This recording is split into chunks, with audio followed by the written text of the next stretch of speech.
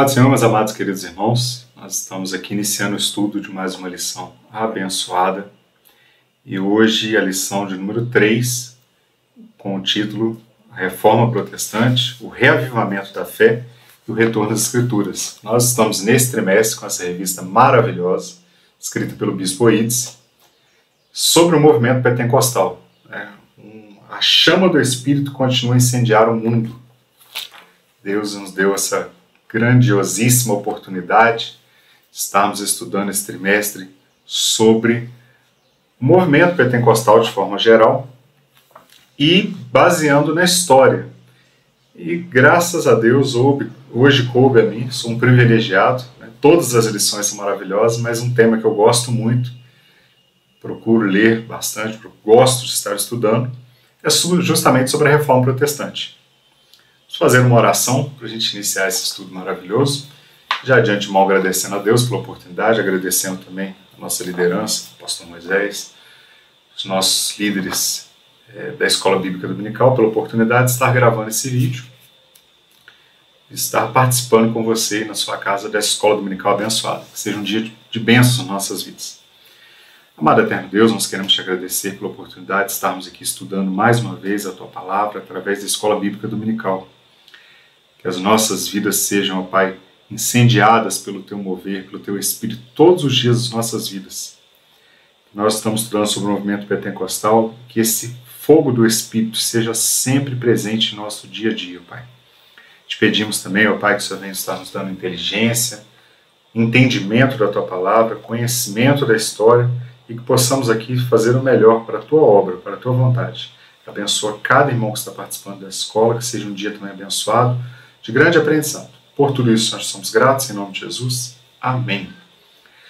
Bom, meus amados, falar sobre a Reforma Protestante é um tema que numa escola, apenas em uma escola dominical, é totalmente impossível a gente conseguir sequer chegar próximo de toda a literatura que tem sobre o tema, sobre um conhecimento, minimamente que seja, sobre o tema.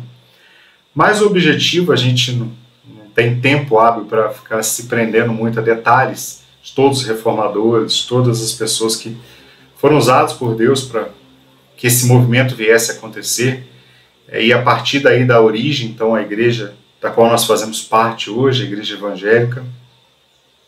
Mas o objetivo nosso é ver de uma forma geral, como o mover do Espírito através de homens, mulheres, pessoas que se deixaram ser usados pelo Espírito Santo de Deus e foram contra um sistema que estava instituído na história já, um sistema que estava afastado da Bíblia.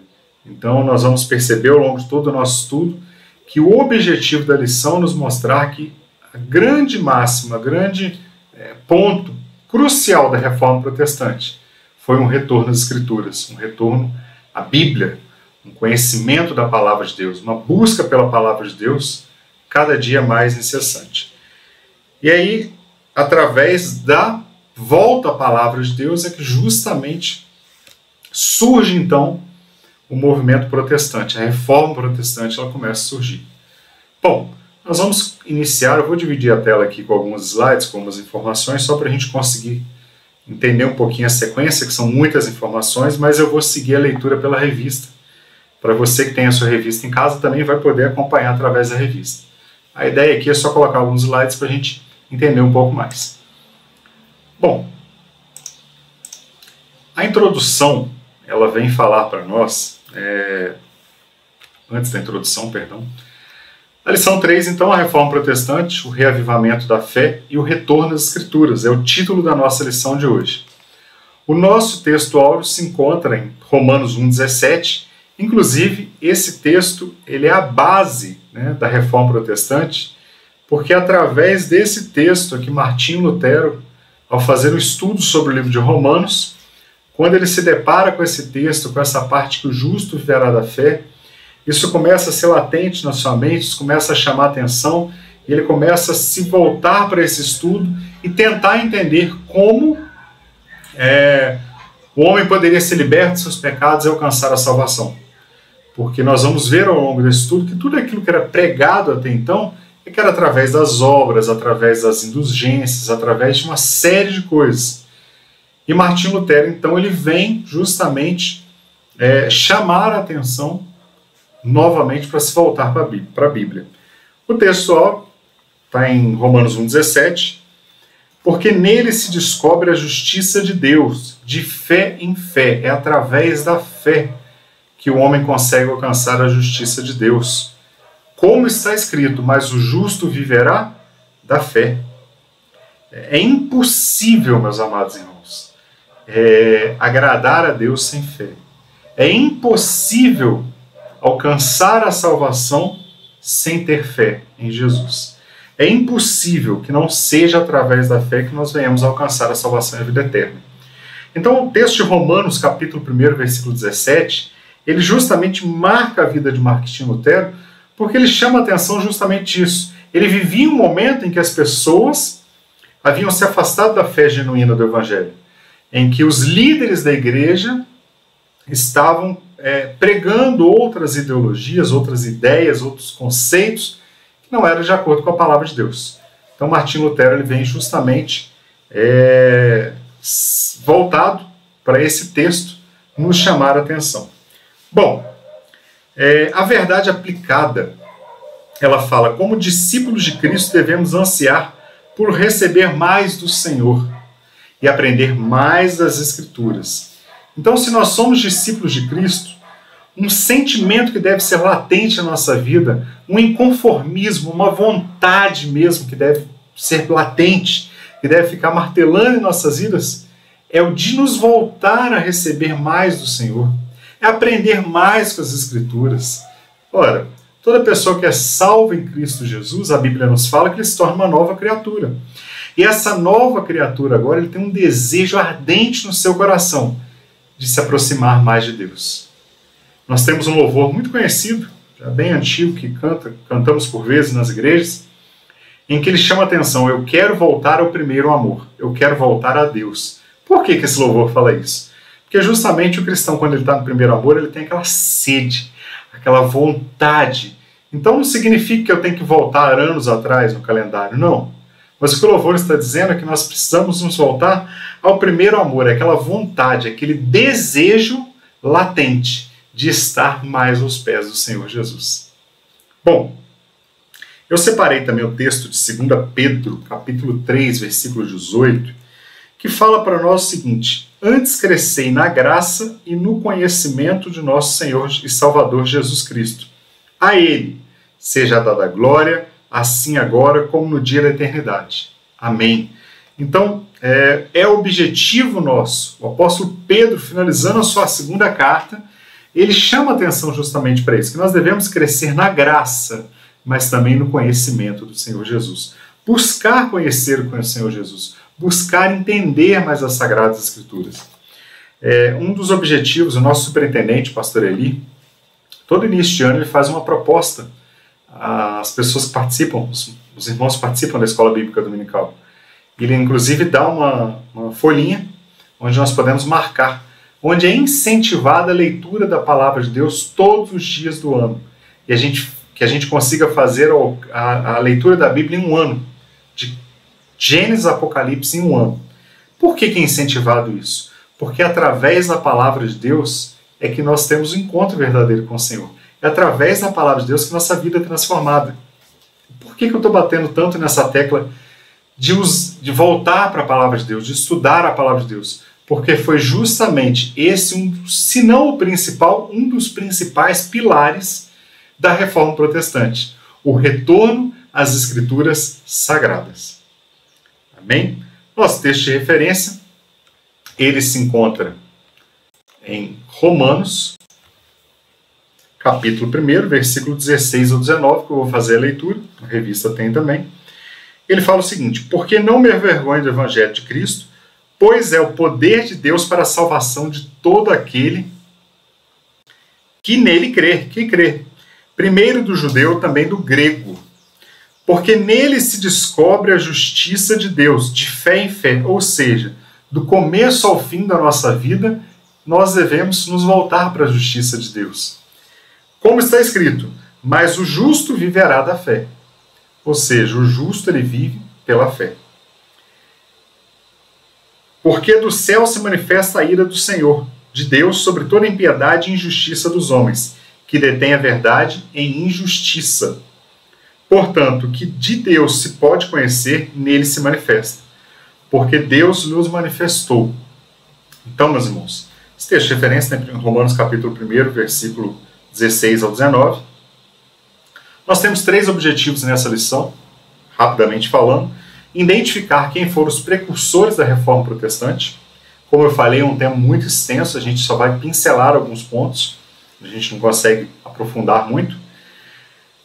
Uma coisa que me chama a atenção quando nós estudamos sobre os precursores da Reforma é que esse movimento não aconteceu da noite para o dia. Não foi simplesmente no dia 31 de outubro de 1517 que Martinho Lutero prega as 95 teses na Catedral de Wittenberg, do Castelo de Wittenberg, e a partir dali surge, simplesmente naquele dia acontece a Reforma Protestante. Não.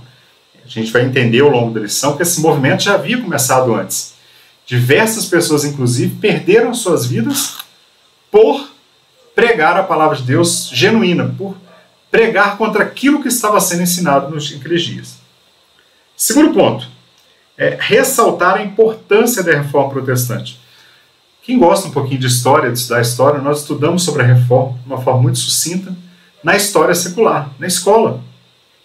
5ª série, 6ª série, a partir principalmente da 6ª, 7ª série, nós estudamos a Reforma Protestante, o movimento que isso aconteceu na história, o impacto que isso deu na história.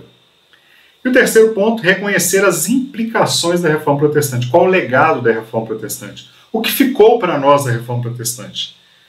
O principal legado foi a mudança na igreja, né? O movimento protestante, a partir daí surgem as chamadas igrejas evangélicas. Rompe, então, com o modelo que estava sendo até então pregado e a gente volta para as Escrituras novamente. Bom, vamos lá falar um pouquinho da introdução. Voltando aqui na nossa apresentação. Introdução. A introdução fala o seguinte para nós. A Reforma Protestante surgiu do fervoroso anseio de testemunhar mais no viver da igreja, dos valores e crenças das Escrituras. Este mesmo sentimento é observado em diferentes momentos ao longo da história da igreja, inclusive em nossos dias. Nós temos ao longo da história da igreja, e nós estamos estudando isso nesse trimestre, é muito interessante, vários movimentos que chamaram a atenção da igreja a se voltar para as Escrituras. A igreja entrando num período de mornidão espiritual, se afastando daquilo que foi ensinado pelos apóstolos, pelo próprio Cristo. Cristo ensinou os apóstolos replicaram o ensinamento. A igreja começa a se afastar desse processo. E nesse afastamento, vai se distanciando também da palavra de Deus. Então nós vemos ao longo da história, e esse trimestre nós vamos estudar sobre vários movimentos que chamaram a atenção das pessoas a se voltar para Deus, a se voltar para as Escrituras. Mas especificamente no dia de hoje, a introdução destaca 2 pontos para nós, que eu acho interessante, que o primeiro deles é o fervoroso anseio de testemunhar mais, que eu coloquei até no slide para nós. Era um desejo ardente de ter essa comunhão com o Senhor, a partir da leitura da palavra de Deus, a partir do estudo da Bíblia, que esses homens entenderam, esses reformadores, entenderam que o que eles estavam vivendo naqueles dias estava muito distante do que a Bíblia ensinava. Mas por que isso? Porque a Bíblia não era como hoje nós temos, por exemplo, a Bíblia impressa, aqui nas nossas mãos. Nós temos essa facilidade. Todas as pessoas podem ter a Bíblia na sua casa e se fazer do uso dela. Só que nesse período, por volta ali do ano 1500, para a gente colocar uma data próxima, as pessoas não tinham acesso à Bíblia. A Bíblia ficava trancada em salas nos mosteiros. Pouquíssimas pessoas tinham acesso à Bíblia. E o que era pregado, praticamente, era alguns folhetos, algumas escrituras que já vinham determinados pela igreja romana na época. Então, o que a reforma chama a atenção? O segundo ponto que me chama a atenção na introdução é que os valores e crenças que eram revelados nas Escrituras, ou seja, o objetivo que que estava incomodando esses homens que começaram a ler a palavra de Deus. Nós vamos citar Martinho Lutero, nós vamos citar Jerônimo de Savonarola e tantos outros, John Hus, John Wycliffe. O que incomodava esses homens? Que ao ler a palavra de Deus, eles percebem que valores e crenças revelados nas Escrituras estavam sendo ensinados de forma incorreta. Um exemplo, era pregado, por exemplo, naqueles dias, que as indulgências podiam salvar as pessoas. Ou seja, se a pessoa comprasse indulgência, se a pessoa desse uma oferta, o Papa tinha autorização para dar um texto escrito, uma determinação escrita para livrar aquela pessoa do inferno. E não somente isso, mas aquelas pessoas que já haviam morrido e que, porventura, como era pregado, sua alma estava no purgatório. Nós sabemos que, pela Bíblia, purgatório é um termo que não se baseia, não existe esse lugar. Mas era pregado que as almas estavam sofrendo purgatório e somente através da venda de indulgência, ou seja, uma oferta, é que aquela pessoa poderia ser livre daquele sofrimento eterno. Bom, e por fim, o que a reforma protestante prega? Né? O que é pregado, então, pelos reformadores? O principal objetivo da reforma são as chamadas 5 solas. O que são os 5 solas da reforma protestante? Sola gratia, ou seja, somente a graça de Deus é que pode salvar um homem. Não é indulgência, não são obras, nada disso. É somente a graça de Deus é que pode realmente salvar o homem. Lá na frente nós vamos ver Efésios capítulo 2, versículo 8, que eu separei para a gente ler. Segundo sola fide, ou seja, somente a fé em Jesus Cristo, somente a fé em Deus, e não a fé em homens. E não a fé em pessoas que já morreram, poderiam interceder por nós. Não. Então esse é um outro pilar da reforma protestante. Solos Cristos, somente Cristo. A Bíblia vem nos dizer que somente Cristo é o mediador entre Deus e o homem. Ou seja, só podemos ser salvos através de Cristo. Não adianta eu pedir para A, B, C, D. Não, a salvação está em Cristo Jesus. E esse é um dos pilares da reforma protestante. Sola Escritura, somente as Escrituras. A reforma protestante vai dizer que não é o conhecimento humano, que não é a salvação, não vem do conhecimento humano, não vem de textos escritos por outras pessoas, mas somente através das Escrituras. Somente a palavra de Deus, as Escrituras sagradas, é que podem conduzir um homem à salvação. E por fim, só lhe deu glória. Glória somente a Deus. Então os 5 solas, talvez você já tenha ouvido falar disso em vários momentos, mas os 5 solas são os pilares da reforma protestante. Somente a graça, somente a fé, somente Cristo, somente as Escrituras e somente glórias a Deus. Esses são os objetivos da reforma protestante. E o que é um texto que eu coloco? Por fim, uma frase: sempre é tempo de nos voltarmos para a palavra de Deus. Então, em todo momento da nossa vida, é momento de nós nos voltarmos para a palavra de Deus. Em todo momento da nossa vida, é momento de nós entendermos e corrigir aquilo que porventura tenha ficado parado. Talvez você possa estar se perguntando, mas por que nós estamos estudando a reforma protestante hoje? O que isso traz para mim? Eu não gosto de história, né? Tem pessoas que preferem mais matemática, português, não gostam de história, não gostam de geografia. Eu já sou o contrário, sou apaixonado por história, geografia. Você pode estar se perguntando, eu não gosto de história, por que eu tenho que estudar a história da reforma protestante?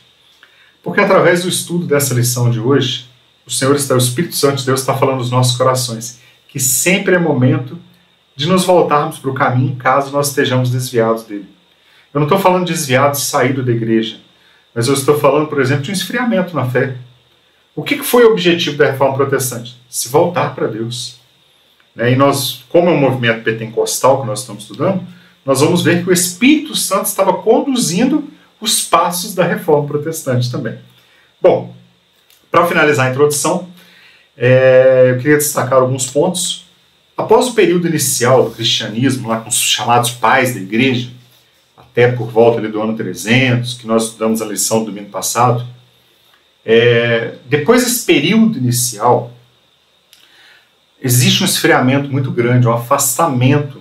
Num primeiro momento, não dá tempo da gente falar toda a história, mas num primeiro momento, Quando Cristo institui o cristianismo, quando Cristo funda o cristianismo, chama os seus apóstolos e ele começa a partir dali a pregação do evangelho, o povo judeu estava sob domínio do Império Romano.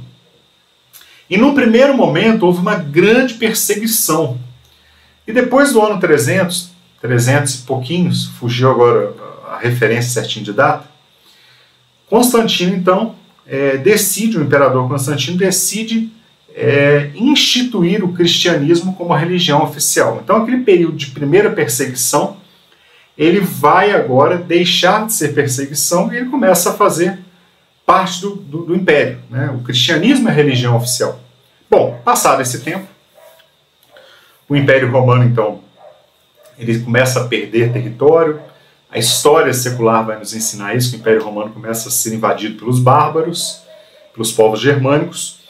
E com essa invasão, acontece em 476 d.C., que nós chamamos de o fim do Império Romano do Ocidente, porque ele cresceu muito, ele se dividiu em Império Romano do Oriente, Constantinopla, tá? Na Turquia atualmente, e o Império Romano do Ocidente, cuja capital era Roma.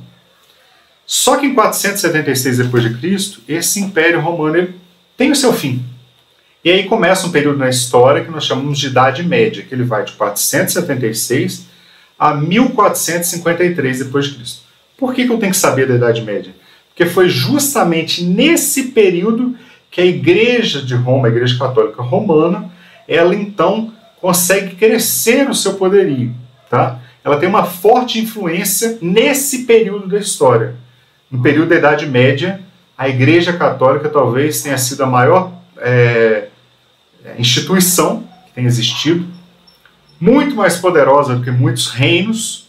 Inclusive, uma palavra do Papa poderia tirar um rei do trono, né? Os reis só eram coroados dentro de uma igreja, com autorização dos cardeais, do Papa.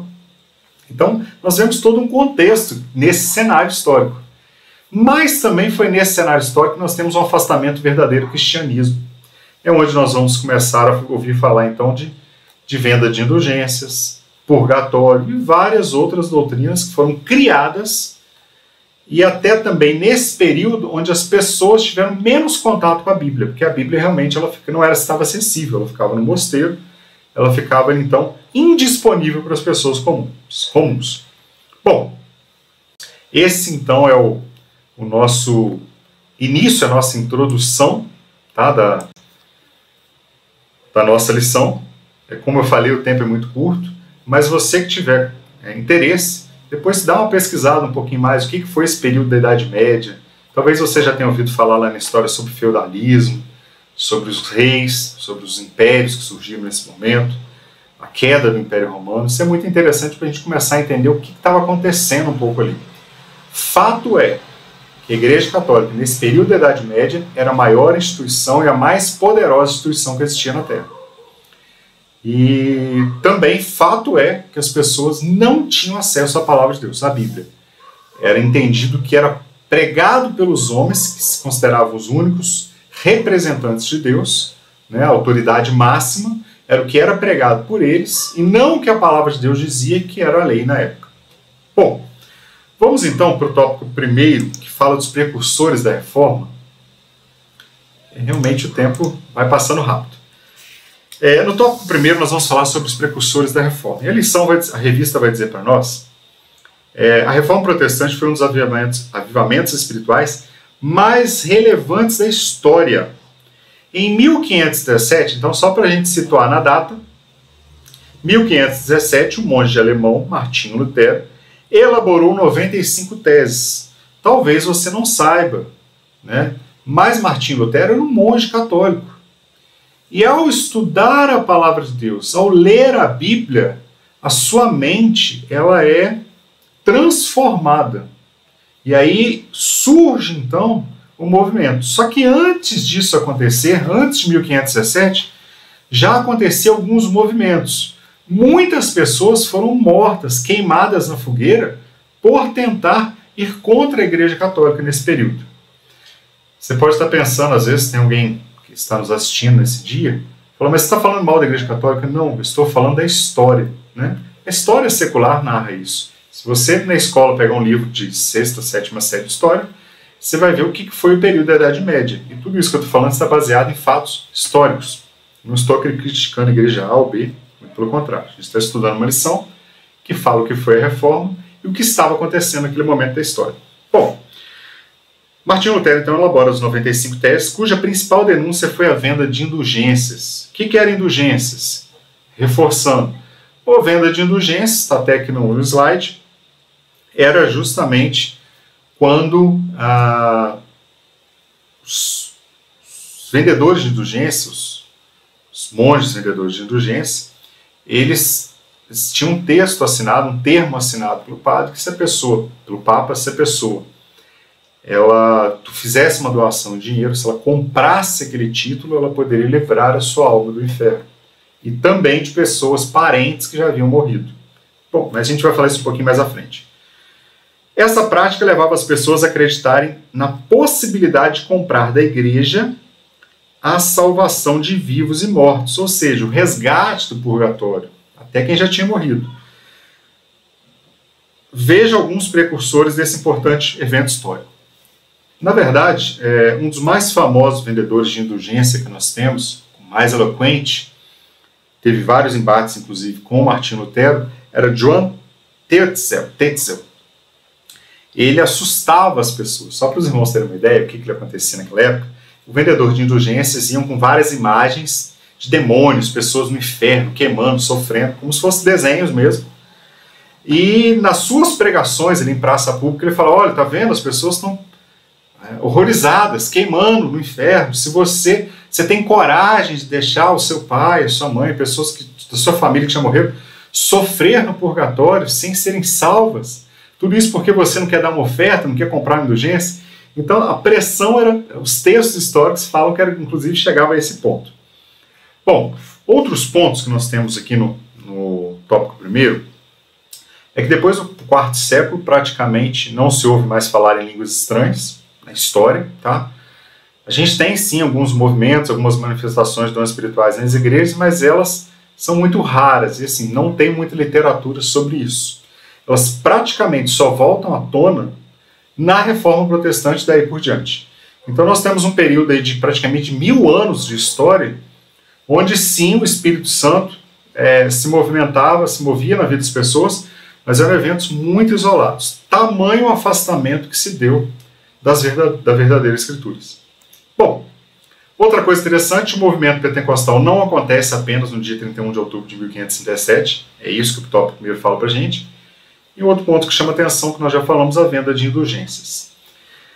1.1 vai falar do primeiro precursor. Nós vamos estudar sobre 3 precursores da Reforma, aqueles que vieram antes da Reforma, de fato, antes de 1517.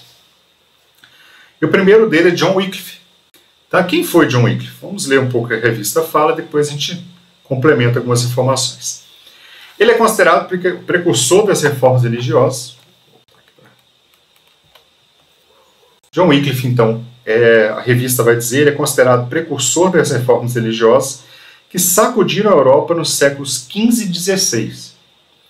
Wycliffe desferiu pesados julgamentos ao clero ainda no século XIV, desaprovando a exploração de propriedades e o pagamento de indulgências. Ou seja, a gente está falando aí praticamente 100 anos antes, mais de 100 anos antes da Reforma Protestante em si, e John Wycliffe já estava condenando a venda de indulgências, já estava condenando esse movimento da compra de exploração de propriedades por parte da Igreja Católica. Ele ele teve acesso à Bíblia. Ele era um monge, teve acesso à Bíblia, e ele traduziu grande parte da Bíblia para a língua inglesa. John Wycliffe, um dos principais objetivos dele, que ele começa a chamar a atenção, é que ele queria que a Bíblia, que até então tinha versões em latim, fosse traduzida para o idioma das pessoas. E ele, por ser inglês, ele então começa um trabalho de traduzir a Bíblia para o inglês. Claro que não foi bem aceito isso na época. Claro que isso causou um incômodo, porque a fé era explorada na Europa, né? A venda de indulgências gerava muito lucro para a igreja naquela época. Então, Ao ir contra isso, ao se levantar contra isso, ao se levantar falando que as pessoas deveriam ter acesso à Bíblia, sendo que ela era proibida, ela era escondida das pessoas, da população comum, ele causa uma grande confusão. E essa grande confusão vai culminar com a sua morte na fogueira, né? O comentarista coloca aqui um complemento, que mesmo depois da morte de John Wycliffe, ele era professor da Universidade de Oxford, e mesmo depois da morte de John Wycliffe, um grupo chamado Lollardos, que eram seus discípulos, continuaram pregando e sendo mortos. Durante 100 anos nós temos homens e mulheres que se dedicaram a pregar o genuíno evangelho e foram mortos na fogueira. Literalmente, acendiam fogueira, queimavam os homens e as mulheres ali, por estarem pregando a palavra que é contrário àquilo que era pregado pela Igreja Católica na época. Bom, John Wycliffe, então, ele traduz a Bíblia para a língua inglesa e boa parte das suas Bíblias foram queimadas também. Tá? Quem foi John Wycliffe? Tem mais umas informações aqui para a gente avançar. Ele viveu entre 1328 a 1384, tá? Viveu poucos anos, 56 anos. Foi professor da Universidade de Oxford, na Inglaterra, traduziu a Bíblia para o inglês e lhe pregava o evangelho genuíno contra os dogmas da igreja. Agora vamos imaginar que naquele período um monge se levanta para pregar contra aquilo que a igreja tinha como regra naquela época. Então ele foi perseguido, e ao ser perseguido, ele é levado a um tribunal criado pela igreja naquele momento, foi condenado à morte, foi morto, e mesmo ele sendo queimado, muitos anos depois da sua morte, seus ossos foram escavados, foram retirados do túmulo e queimados. Perdão, ele morreu, ele faleceu, na verdade. Antes que o queimasse, ele faleceu.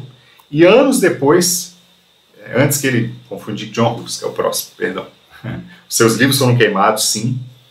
Mas ele, na verdade, teve uma morte natural. E anos depois, mesmo que ele... Quando ele saiu então, a sua excomungação, anos mais tarde, seus ossos foram escavados. E aí sim, seus ossos foram queimados. Confundi John Hus, que é o próximo.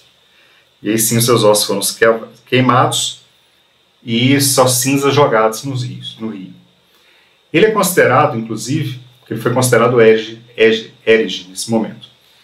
Ele é conhecido como a estrela da reforma, porque foi o primeiro grande nome no sentido de movimento que se volta contra a igreja e que chama a atenção justamente do que estava sendo feito de errado. O segundo nome, o tópico 1.2, nós vamos falar sobre John Hus. Tá? John Hus ele também foi um precursor da reforma. Ele era um gigante na fé, conhecido dessa forma, com sua total confiança nas Escrituras, que a revista diz para nós. Ele manifestou sua discordância com os sacerdotes que afirmavam ter o poder de mandar pessoas para o inferno. Então, naquela época, os sacerdotes afirmavam que tinham o poder de mandar as pessoas para o inferno. Se não obedecessem aquilo que fosse ensinado, eles tinham o poder de mandar a pessoa para o inferno. E John Hus, conhecendo a palavra de Deus, estudando a palavra de Deus, ele se volta para a palavra de Deus e ele começa a dizer, não, está errado. Né? O sacerdote não tem esse poder, não tem essa autoridade. Mesmo vivendo uma vida piedosa, o fervor do Espírito sobre John Hus despertou a atenção dos líderes da igreja, que o viam como um anátema, alguém que era contrário às doutrinas da época. O comentarista coloca para nós, assim vencidos pela inabalável firmeza de Hus, seus algozes então atearam fogo além. Mesmo seus amigos tentaram dissuadir, e seus parentes, pessoas próximas tentaram convencê-lo a renunciar às suas ideias, as ideias de que a palavra de Deus é verdadeira, e John Hus foi fiel até a morte. E é interessante que no clarão daquela fogueira, ele pregando, né, ele cantando, clamando a Deus que tivesse misericórdia. E aí as pessoas que estavam ali, a história conta que as pessoas estavam ali atirando fogo, queimando ali a fogueira, acendendo a fogueira, ouviam aquilo e falaram, ele deve estar clamando por misericórdia. Pararam, então, perguntaram a ele se ele queria renunciar, se ele estava clamando por misericórdia, e ele não, ele foi firme, que a misericórdia de Deus era sobre nós, era não somente sobre a vida dele, mas até pelos seus algozes naquele momento. Alguns pontos que eu destaco aqui, que é interessante sobre John Hus, é que ele viveu entre 1369 e 1415, ele tinha simpatia pelas ideias de John Wycliffe, então ele veio depois de John Wycliffe, a história fala que ele gostava de ler as matérias de John Wycliffe, ele também pregava ao povo na sua própria língua, tá? Ele queria que o povo tivesse conhecimento da verdade, não no latim que ninguém conhecia, mas no próprio idioma. Queria que as pessoas conhecessem a palavra de Deus no seu próprio idioma. E é interessante que mesmo ele era amigo do imperador Sigismundo na época, mesmo sendo amigo do imperador, ele conseguiu um salvo-conduto para que ele pudesse ir até o tribunal e não ser morto, mas ele foi preso, condenado como herege e morto na fogueira. A história narra que o imperador, que havia lhe dado salvo-conduto, quando foi pressionado pela igreja, voltou atrás, e aí John Wycliffe então foi traído, John Hus foi traído, e ele foi queimado na fogueira. Mas a história também, não temos muita fonte histórica para afirmar que sim. Mas existe uma frase que é atribuída a ele, alguns historiadores atribuem a ele, outros não, mas convencionou-se, é conhecido como uma frase, que dizem que a história diz, né, que quando ele estava queimando na fogueira, ele disse em alta voz, vocês podem matar um ganso, que no seu idioma, Hus, significa ganso, mas daqui a 100 anos nascerá um cisne que vocês não podem apagar, vocês não podem matar. Os historiadores que afirmam que foi ele que falou essa frase dizem que na verdade, 102 anos depois da sua morte, acontece então a Reforma Protestante, onde Martinho Lutero prega na Catedral de Wittenberg as 95 teses. Não podemos afirmar que foi realmente ele que disse, mas alguns historiadores dizem que sim. Bom, esse é o 1.2. 1.3 vai falar para nós sobre Girolamo Savonarola, ou algumas traduções também falam sobre Jerônimo Savonarola. Ele foi considerado um dos pré-reformadores, teve atenção especial na Itália, inflamado pelo desejo de combater tudo aquilo que considerava imoral e não condizente com a fé cristã. Savonarola passou a dedicar-se à defesa das práticas que acreditava serem a única via para a salvação das almas. Ele denunciou os desmandos e as orgias promovidas pelo clero desviado. Alguns historiadores chegam a afirmar que Savonarola, que os monges daquela época, os clero que era totalmente afastado de Deus, né, eles zombavam até mesmo das escrituras, eles tinham uma vida muito promíscua, e zombavam de tudo aquilo que era pregado, que ia contrário. Eles mesmos zombavam, brincando com aquilo mesmo que eles pregavam. Ele denunciou os desvios, e os desmandos das orgias promovidas pelo clero. Depois de ter sido excomungado, ele foi enforcado e teve o corpo queimado. Então, Savonarola, na verdade, ele vem um pouquinho antes, a gente vai ver a data ali, antes de Martinho Lutero, e ele estava na Itália. O momento que a Itália vivia, o momento que Roma vivia nesse período, era tamanho assim, devassidão espiritual, depravação moral, toda sorte de impurezas as pessoas estavam vivendo naquela cidade, inclusive o clero. Boa parte do clero havia se afastado tanto das escrituras que vivia uma vida de total devassidão. Bom, o que John Hus, John Wycliffe, Savonarola, deixa eu avançar aqui um slide, pronto. Ele viveu entre 1452 e 1498, tá? Foi um monge dominicano em Florença, na Itália, dedicou a sua vida às escrituras também, novamente, tendo contato com a palavra de Deus, conhecendo a Bíblia, esses homens foram despertados por aquilo que estava acontecendo naquele momento. Que aquela religião que estava sendo pregada naquele momento não era uma religião de acordo com a palavra de Deus. Ele também pregava contra o Papa e os vícios do clero. Suas mensagens ao povo eram reformadoras contra o pecado. Eram arrebatadoras suas mensagens. Alguns historiadores chegam a dizer que Orlando Boyer, no seu livro Heróis da Fé, chega a dizer que é possível, na história do cristianismo também, o livro da CPAD, chega a dizer que, inclusive, talvez a reforma não eclodiu através de Savonarola, porque o momento político que ele vivia na Itália não era tão propício como o momento político que estava na Alemanha quando Martinho Lutero começa então a reforma. A grande verdade é que nós conhecemos a palavra de Deus e sabemos que todas as coisas estão sob o controle do Senhor, né?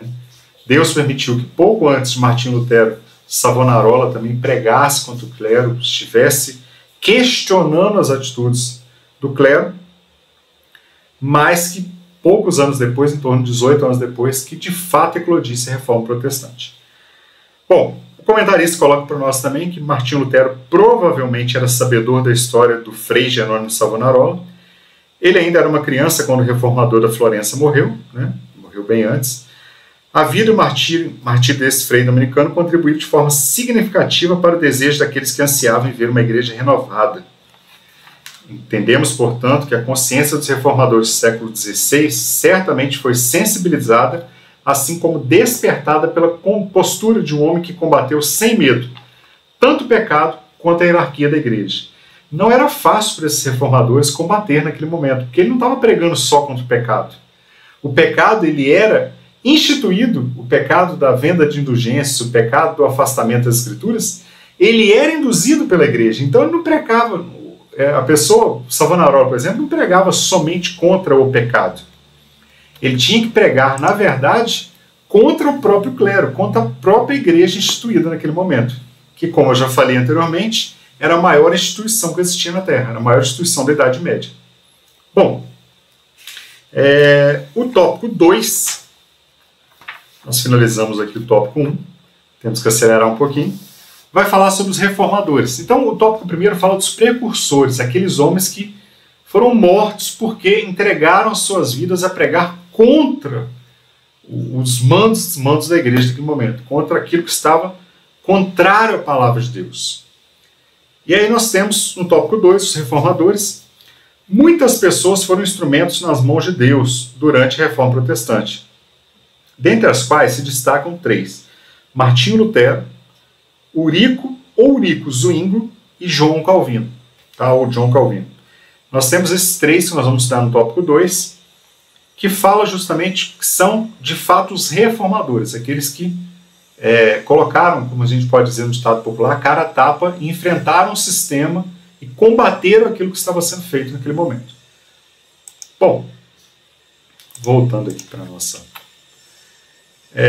uma coisa que me chama a atenção nos reformadores, no início do tópico 2, muitas pessoas, homens e mulheres, talvez apareça muito, por exemplo, o nome de Martinho Lutero, Zwinglio e Calvino, mas nós temos também vários outros reformadores e muitas mulheres de Deus, assim como nos dias de Jesus, tinham as mulheres que sustentavam o ministério de Jesus, tiveram muitas mulheres que não somente estavam sustentando em oração, mas estavam entregando a sua vida mesmo para ser usada pelo Senhor. Tá? Então nós temos várias pessoas. Outro ponto que chama atenção, eram locais diferentes, mas com o mesmo objetivo, o retorno às escrituras e acesso à mesma. Então, aconteceu em vários lugares diferentes da Europa, mas o objetivo era sempre o mesmo, o retorno às escrituras e o acesso, que as pessoas tivessem acesso à Bíblia na sua própria língua. Esse foi um dos objetivos da Reforma Protestante. Bom, 2.1, Martinho Lutero. A Reforma Protestante foi, sem dúvida, um mover de Deus para redirecionar a igreja à sua verdadeira vocação. Qual a vocação da igreja? Adorar a Deus de fato. Ser pautada pela palavra de Deus. Os 5 solas que nós falamos lá na introdução, né? Esse é o objetivo da igreja. Certo dia, iluminado pelo Espírito Santo, Lutero leu nas Escrituras: o justo viverá da fé, Romanos 1,17, que nós já lemos também. Ao perceber que a Igreja Romana havia se afastado do Evangelho, Lutero fixou suas 95 teses na porta da Catedral de Wittenberg, iniciando assim a chamada Reforma Protestante. O protesto de Lutero contra a Igreja Romana não foi fundamentalmente moral. Nós vamos ter outros reformadores que vão combater a questão moral, a questão dos excessos do clero, por exemplo. Mas no caso de Lutero, ele era um monge, então ele era católico, ele gostava da Igreja Católica. E ele não queria uma nova igreja, ele queria uma reforma dentro da própria igreja, que a igreja se voltasse. Não era nenhuma reforma, era uma volta às origens lá dos apóstolos, os ensinos dos apóstolos. E diferente de outros reformadores, como Erasmo, por exemplo, e vários outros reformadores, o objetivo, a luta contra a igreja de Lutero o protesto de Lutero foi teológico. O que significa isso? Que ele queria dizer que a graça de Deus é a graça de Deus. Não precisava de ação de um homem, não precisava de um intermediador humano. Não podia ser comprada, vendida ou parcelada em indulgências. E ele brincava: se o Papa tem um controle, então, do purgatório, essa é uma frase atribuída a Lutero, por que ele não abre os portões, então, deixa as almas que estão sofrendo ela sair, já que ele tinha o controle do purgatório? Era uma ironia que ele usava justamente para dizer que não estava na mão humana, e nem existia purgatório, na verdade, mas que a salvação ela vem através da fé em Jesus Cristo, através da graça, que é um favor imerecido, que nós fomos alcançados. Bom, falando mais um pouquinho, só para a gente finalizar, de Lutero, ele viveu então... Opa, esqueci de abrir aqui. Ele viveu então, sim, agora sim, entre 1483 e 1546. Ele, inicialmente, não iniciou a sua vida acadêmica como nem os seus pais queriam, como um monge, como alguém que fosse para o mosteiro estudar teologia, não. Ele, na verdade, inicia sua vida acadêmica no direito, ele se torna ali um estudante de direito, mas ele tem uma experiência onde ele e o seu amigo, numas férias, estavam fazendo uma viagem, e no retorno dessa viagem, um raio atingiu o seu amigo e morreu do lado dele. Então isso mexeu muito com ele, e ele decidiu, a partir daquele momento, que ele queria, então, dedicar a sua vida a Deus. E ele vai, então, abandona sua vida no direito, sua faculdade de direito, e vai, então, para o monastério. E ali no monastério ele vai desempenhar, volta uma vida humilde, mesmo seus pais tentando dissuadi-lo, tirar isso da mente dele. Seus amigos fizeram vigília na porta do monastério para que ele desistisse daquilo, que ele voltasse à vida normal, mas ele se recusou, porque realmente aquela experiência da morte do seu amigo colocou um sentimento nele muito forte, que ele era pecador e ele precisava se voltar para Deus. Ele não tinha interesse em criar novas doutrinas, mas pregava o retorno às Escrituras. O objetivo de Lutero não era uma doutrina nova, era o que a Bíblia diz, o que a palavra de Deus diz. A igreja, nesse momento, ela era muito entrelaçada com o Estado, como eu já falei, estamos no finalzinho do período da Idade Média ali, onde a Igreja Católica tinha muito poderio e ela tinha muita ligação com os reis, ela era muito ligada ao Estado. Ele, por fim, no final da sua vida, ele abandona o ofício de padre, depois que lança-lhe as 95 teses, ele é excomungado, considerado como herege, e ele se casa então com Ana Bolena, que também é uma freira que havia largado, que teve um encontro com Jesus também e largou o hábito, e ele continuou a pregar, continuou a viver toda a sua vida pregando. Tem muitas histórias interessantes sobre Lutero, é o que eu falei, a gente não consegue numa única aula falar tudo sobre a Reforma Protestante. Mas são várias histórias que, inclusive, uma delas muito interessantes, que a sua esposa, ele tinha alguns momentos que ele se voltava a uma comunhão tão grande com Deus, que ele começava a estudar a palavra de Deus e esquecia do mundo ao seu redor. E narra a história que a sua esposa diz que certa vez ele foi fazer um estudo sobre Salmos e aprofundar nos Salmos, se não me falha a memória, Salmo 23. E depois de 3 dias, que ele estava tão mergulhado na palavra de Deus que ele não ouvia os gritos de fora nem nada, a sua esposa então contrata um serralheiro para arrombar a porta do quarto, e quando abrem a porta, pensando até que ele tinha morrido, estava lá Lutero debruçado sobre a palavra de Deus, mergulhado na palavra de Deus, totalmente desconectado desse mundo, porque ele havia mergulhado na palavra de Deus. Então são muitas histórias interessantes, reais, sobre esse reformador. Bom, o segundo reformador que nós vamos falar é Ulrico Zwingli. Tá? Zwingli, ele foi um teólogo suíço e principal líder da reforma protestante na Suíça. Lutero era um homem totalmente enérgico, um homem forte, no sentido rígido. E Zwingli, a história já fala que Zwingli já era alguém mais ponderado, alguém mais suave nas palavras, mais calmo. Né? Lutero, Deus usa cada um de uma forma. Deus usou Pedro, que foi o mesmo que cortou a orelha de um soldado, foi o mesmo que negou Jesus, mas depois se converteu, que tinha sangue quente. E Deus usou vários outros homens que eram pacificadores. Né? Então, nós temos na história bíblica Deus usando diversas pessoas. E assim também foi como Lutero e Zwingli. Teólogo suíço, principal líder da reforma protestante na Suíça. Tinha alguns pontos em comum com Lutero. Refutava a autoridade do Papa, pois somente as Escrituras possuem total autoridade. Né? 2 Timóteo 3,16. Vamos fazer essa leitura rápida aqui. 2 Timóteo 3,16, que a revista coloca como referência.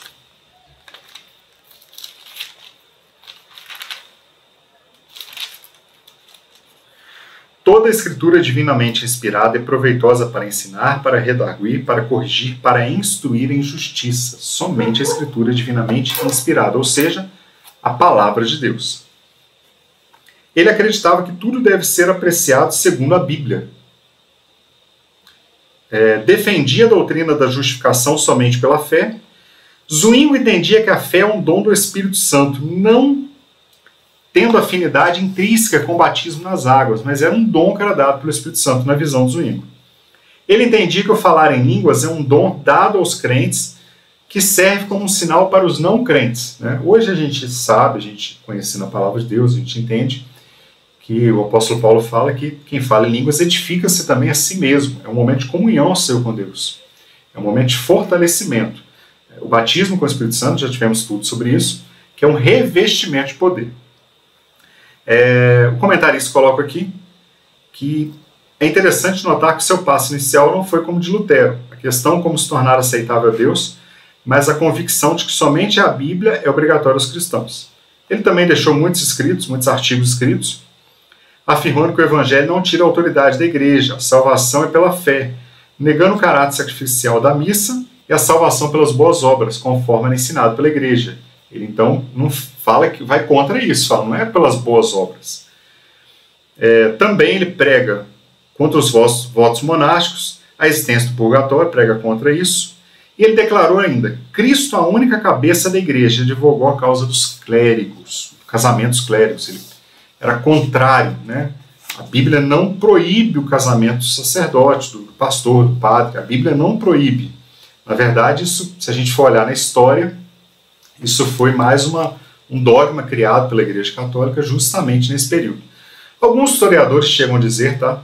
A gente não vai afirmar categoricamente aqui, mas alguns historiadores chegam a dizer que, como a igreja começa a crescer muito em propriedades, em terras, se um padre fosse casado, o risco depois de herdeiros, da igreja ter que sustentar herdeiros, era muito grande caso ele viesse a falecer. Então, a história narra isso pra gente. Na verdade, a igreja então proíbe, ela decreta o celibato, proíbe que os padres se casem justamente porque não corra esse risco. Mas eu não vou bater o martelo aqui afirmando categoricamente. Bom, Zwingli, voltando aqui, só mais algumas informações sobre ele. Viveu então entre 1484 e 1531, foi contemporâneo de Lutero, né? Dialogou algumas vezes com ele. Em alguns pontos os dois discordavam, tá? Não eram 100% concordantes em alguns pontos. Foi reformador suíço. E assim como Lutero também entendeu que só a Bíblia tem toda a autoridade. E Cristo é o único cabeça da igreja. Esse então foi Ulrico Zwingli. 2.3, João Calvino. Calvino deixou como legado uma das mais significativas produções literárias do século XVI. Alguns criticam justamente, né, dizendo que ele não deu atenção necessária ao Espírito Santo em seus escritos. Na verdade, entretanto, ao ler a obra de Calvino, vemos que ele deu atenção direta à pessoa do Espírito Santo, ao abordar assuntos referentes às demais áreas da teologia sistemática. Dentro da teologia sistemática, nós temos alguns blocos de matérias que nós estudamos, e Calvino deu principal atenção à teontologia, que é a doutrina de Deus, ou a própria teologia, a soteriologia, que é a doutrina da salvação, a eclesiologia, que é a doutrina da igreja, o estudo da igreja, e a pneumatologia, que é a doutrina do Espírito Santo, o estudo sobre o Espírito Santo. Nós estudamos isso em teologia sistemática. Não é sem motivo que ele é chamado pelos estudiosos modernos de o teólogo do Espírito Santo, né, pois foi o primeiro a sistematizar de forma clara o ensino bíblico sobre o Espírito Santo. Calvino destaca corretamente o papel do Espírito Santo na regeneração, na eficácia dos sacramentos e na justificação. Assim, juntos afirmamos que todo cristão recebe o Espírito vivificador e habilitador. Então, Calvino, ele foi um grande estudioso. Tá? A gente, como comentarista, coloca aqui algumas pessoas. Calvino, ele, em alguns momentos, ele é muito injustiçado. Tá? Ele aceitou Jesus. Com poucos anos que ele tinha aceitado Jesus, ele se dedica à palavra de Deus, se dedica a estudar. Os dias de Calvino, a história narra que a gente está vivendo um período de grandes mudanças na Europa. A gente vai falar isso um pouquinho mais no tópico 3. Mudança política, social, econômica. Está acontecendo ali o fim da Idade Média. Opa, pulei, voltei. E ele é considerado, então, um dos grandes escritores sobre a teologia do século XVI. Foi um dedicado incentivador da educação e também foi um crítico ferrenho à Igreja de Roma, chegando a declarar que em nada ela se parecia com a igreja primitiva. Calvino chegou nos seus escritos a dizer isso, que em nada a igreja que ele vivia naqueles dias se parecia com a igreja bíblica, com a igreja primitiva, dos apóstolos de Cristo. Existem algumas discordâncias, não vou entrar aqui nesse ponto. Hoje existem duas principais correntes teológicas, que a gente chama os calvinistas e os arminianos, né, que em alguns pontos existem uma discordância, e por esse motivo, muitas pessoas que seguem a linha arminiana discordam, se recusam até a ler os escritos de Calvino. Na verdade, assim, Calvino foi um grande escritor, um grande teólogo, deixou muitos materiais escritos. Existem sim alguns pontos de discordância, podemos discordar alguns pontos, mas em nada disso abala a sua reputação como homem de Deus, como um grande escritor, como um grande teólogo e como um dos reformadores, principalmente na França, e também expandindo, ele foi um dedicado, voltado muito para a educação. Bom, voltando aqui, nós vamos para o tópico 3. Está um pouco corrido mesmo, porque realmente o tema é mais extenso. Tópico 3 vai falar para nós sobre as implicações da reforma, né? E a revista coloca aqui o que está acontecendo. A gente tem um momento de grande turbulência na Europa, grandes mudanças na Europa. Está acontecendo muita coisa ao mesmo tempo. E aí surge mais a reforma protestante. É um momento que Deus, então, escolhe para que todas essas mudanças que estão ocorrendo, elas voltassem, então, para a palavra de Deus, para que se desenvolvesse a reforma protestante. Bom, as implicações da reforma. A reforma protestante aconteceu em uma conjuntura de grandes mudanças sociais, políticas, culturais e econômicas na Europa, influenciando na formação dos estados modernos. Depois dela surgiram novas denominações cristãs. A gente está falando aí do período chamado, conhecido, esse período que está começando a acontecer é o que a gente chama de renascimento, ou renascentismo, né? Ou renascimento cultural, como é conhecido. Nesse momento, então, a Europa está vivendo essa turbulência, com esse fim da Idade Média. O Renascimento, ele pregava, era um movimento que ele convidava, ele queria voltar à cultura. Por quê? Vários escritores tratam a Idade Média como a Idade das Trevas. Por que eles falam isso? Porque nesse período da Idade Média, onde a igreja que determinava até mesmo que a ciência podia estudar ou não. Por exemplo, durante o período da Idade Média, tem uma teoria que a gente estuda lá na geografia, chamada de heliocentrismo, onde nós hoje já sabemos que o Sol é o centro do universo e que os planetas giram em torno do Sol. Lá na Idade Média, muitos homens foram condenados até a morte, tiveram que voltar atrás, né, dos seus estudos, porque eles descobriram que não era a Terra que era o centro do universo, era o Sol. E a igreja, naquele momento, falou, não, é a Terra que é o centro do universo. Então, muitos estudos, muitos avanços tecnológicos foram impedidos naquele momento. Por isso que a Idade Média é considerada por alguns historiadores como a Idade das Trevas.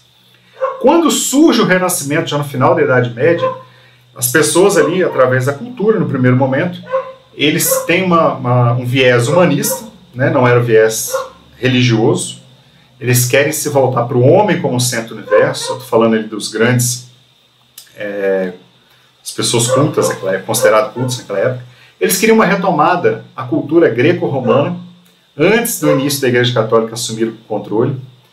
E eles queriam também uma renovação em várias áreas do conhecimento, né? Que a tecnologia, que se estudassem novas coisas, que a ciência avançasse, pensava nisso. E esse movimento todo, a gente tem alguns autores que inclusive chegam a dizer, eu concordo muito com essa visão, que mesmo o movimento humanista, o movimento do Renascimento, que era contrário à Igreja Católica, ele foi usado por Deus para ajudar a Reforma Protestante. Como assim?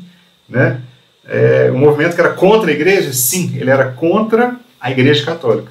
Vários homens se levantaram nesse momento contra a questão cultural, a questão tecnológica, a questão de ciência da Igreja Católica. Mas até esse combate contra a Igreja Católica despertava a atenção das pessoas para o que viria logo a seguir, que foi a Reforma Protestante. E vários dos estados que nós conhecemos hoje, vários países europeus, porque a Europa nesse momento, ela era um aglomerado de vários grandes reinos, depois ela começa a se fragmentar e surgem várias nações que nós conhecemos hoje. Vários países que nós conhecemos hoje começam a surgir, inclusive já nascendo com a influência da Reforma Protestante. Então, as implicações da Reforma, a influência da Reforma, ela surge muito forte na Europa, porque várias nações começaram a surgir nesse momento e alguns reis já não queriam mais ter esse vínculo com a Igreja Católica. Vários deles com a questão do protestantismo, com um vínculo com o protestantismo. Bom, 3.1, para a gente avançar aqui, ele fala para nós sobre o Espírito Santo na vida de Lutero. Para Lutero, o Espírito Santo era uma pessoa admirável, a ser apreciada e amada, e não um barulho a ser sentido. Certamente impulsionado pelo Espírito Santo, teve o cuidado de estudar a Bíblia e iniciar um longo e progressivo retorno à visão teológica, mais coerente com a autoridade das Escrituras. Para Lutero, inclusive, só para os irmãos terem uma ideia, a Bíblia ela é considerada o livro do Espírito Santo. Para Lutero, o Espírito Santo era uma pessoa admirável, ele tinha um retorno à visão teológica mais coerente com as Escrituras. A Bíblia é o livro do Espírito Santo, e Orlando Boyer chega a dizer no seu livro, ele, fazendo a citação de um outro livro, de um outro autor, ele escreve sobre Lutero, fazendo a citação desse outro autor, dizendo o seguinte: Martinho Lutero profetizava, evangelizava, falava em línguas e interpretava, revestido de todos os dons do Espírito Santo. Então, a história de Lutero narra que esse retorno às Escrituras ele foi cheio do Espírito Santo, a ponto desse autor afirmar que ele, na história dos cristãos, que ele evangelizava, profetizava, ou seja, era revestido dos dons do Espírito Santo sobre a sua vida. Tem muito mais informação interessante sobre Lutero, mas vale a pena destacar que ele não somente pregou as 95 teses na Catedral de Wittenberg, mas que ele cria a partir dali, e ele continua, porque ele poderia ter pregado as 95 teses e largado para lá, mas ele continua, ele começa a partir dali um movimento mais forte de pregação da palavra de Deus. Ele começa a viajar, ele começa a ir ter encontro com várias pessoas, expandindo então a verdadeira palavra de Deus. E também nesse momento a gente vai ver que a Bíblia também é traduzida para o idioma de Lutero, o alemão. E aí ele consegue expandir então a palavra de Deus para todas as pessoas. 3.2, para a gente avançar aqui um pouquinho. 3.2, a revista vai falar sobre a salvação se fundamenta na fidelidade de Deus.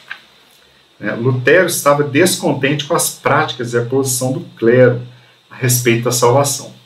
Tito, capítulo 2, eu quero fazer só essa leitura desses 2 versículos, porque ela é interessante, e ela vem nos trazer esclarecimento, ela vem trazer luz para o nosso entendimento através dessa palavra. Tito, capítulo 2, versículo 11 e versículo 12. Fala assim para nós. Porque a graça de Deus se há manifestado trazendo salvação a todos os homens, ensinando-nos que, renunciando à impiedade, às concupiscências mundanas, vivamos nesse presente século sóbria, justa e piamente, aguardando a bem-aventurada esperança e o aparecimento da glória de Deus, o nosso Senhor Jesus Cristo. Bom, a gente está quase finalizando já. Mais um suplemento aqui fala que a salvação se fundamenta na fidelidade de Deus, que é o 3.2. A doutrina bíblica da salvação, ela é o ponto central da reforma protestante. A salvação ela vem através da fé, e a fé em Cristo. É uma pregação cristocêntrica. Para os reformadores, a visão da igreja na época, de que a salvação poderia ser comprada com obras ou dinheiro, é totalmente contrária à Bíblia. Foi justamente isso que eles estavam pregando. E Efésios capítulo 2, versículo 8, reforça essa informação para nós. Porque pela graça sois salvos por meio da fé. E isto não vem de vós, mas é dom de Deus. Bom, só para a gente concluir o estudo, vamos voltar aqui então, 3.3, as 95 teses. Que teses foram essas? Talvez Lutero não tenha imaginado que ao fixar as 95 teses na porta da igreja do Castelo Alemão de Wittenberg, em 1517, ele passaria a ser um dos personagens principais da história da igreja. As 95 teses alastraram-se com rapidez pela Europa, por conta do intenso uso da imprensa no século XV. Essa invenção mudou o processo de produção de livros, que saiu da escala artesanal para a escala industrial. Com isso, as ideias de Lutero se propagaram e conquistaram seguidores em toda a Europa. Lutero também defendeu a atividade do Espírito Santo como fonte de autoridade e ensino. Ou seja, o homem era cheio do Espírito Santo de Deus e ele anunciava que através da autoridade do Espírito Santo era uma fonte de autoridade e ensino, podia ser pregado. Nós vemos então na vida de Lutero que ele era realmente alguém voltado à palavra de Deus, à busca incessante pela palavra de Deus. Lutero então não tinha como imaginar, o comentarista coloca para a gente, que a sua atitude ele se tornaria um dos principais personagens da igreja. As 95 teses se espalharam rápido. A invenção da imprensa em 1430 foi providencial também da parte de Deus, porque através da imprensa os seus escritos, as suas teses eram espalhadas rapidamente através de toda a Europa. Então rapidamente se dissipavam as ideias de Lutero ali. Amados, é um pouco corrido. Eu fiz questão de ler a revista para a gente tentar acompanhar. Como eu disse lá no início, a gente não consegue, em uma aula, falar nem que seja um pouquinho da Reforma Protestante. Mas a ideia central não é focar aqui na vida desses homens apenas, mas é focar na reforma em si, que foi uma ação do Espírito Santo. Se a gente começar a raciocinar, a gente começa a ver que o Espírito Santo agindo na vida das pessoas. O pastor Antônio Gilberto ele chega a dizer, num de seus livros, que a Bíblia é o único livro que nós temos a oportunidade de lê-la, de ler esse livro, com o autor do nosso lado, que é o Espírito Santo. Então nós temos essa oportunidade. E através da leitura da palavra de Deus, onde o Espírito Santo ia falando no coração desses reformadores, eles se voltaram então para Deus. E eles descobriram que tinha algo muito errado acontecendo. E esse algo errado precisava ser corrigido. Então Deus levanta esses homens através da palavra de Deus para combater os erros que estavam acontecendo. E a conclusão, devemos permanecer vigilantes em oração para não nos afastar das Escrituras, da suficiente graça de Deus e da fé. Nossa pregação deve ser cristocêntrica, plenamente consciente de que dependemos do Espírito Santo para cumprir a missão que recebemos de Jesus Cristo. Coisa maravilhosa. Esse trimestre tem sido de muito aprendizado. Como eu falei, é uma pena que o tempo é tão curto para a gente conseguir avançar um pouco mais no estudo, mas para os irmãos que tiverem interesse, tem muito material sobre a Reforma Protestante, muitos livros escritos, muito material de boa qualidade, que pode reforçar um pouco melhor o estudo. A minha oração é que o Espírito Santo continue falando no seu coração. O Espírito Santo, que foi o impulsionador desses homens, impulsionou a Reforma Protestante, para que a igreja se voltasse novamente para as Escrituras, também continue falando no seu coração. Você tenha um dia abençoado, uma semana abençoada, que a presença do Espírito Santo seja algo constante na sua vida. E que assim como esses homens foram impulsionados pelo Espírito Santo e se voltaram para a Palavra de Deus, que eu e você possamos todos os dias das nossas vidas também nos voltarmos para a Palavra de Deus e sermos impulsionados pela ação maravilhosa do Espírito Santo de Deus nas nossas vidas. A paz do Senhor Jesus, que você tenha um dia abençoado. Eu citei alguns termos teológicos, eu quero aproveitar e fazer uma rápida propaganda. Nós estaremos iniciando agora, dia 25 de janeiro, o nosso curso teológico básico na nossa igreja, Pastor Sebastião Vieira de Souza, Escola Teológica Pastor Sebastião Vieira de Souza. E para você que é de Juiz de Fora, nós teremos aula presencial. Mas uma grande novidade, você que é de outra cidade, que nos segue também, tem o interesse em conhecer mais as Escrituras, aprofundar, nós teremos a partir de agora o curso EAD também, o ensino à distância.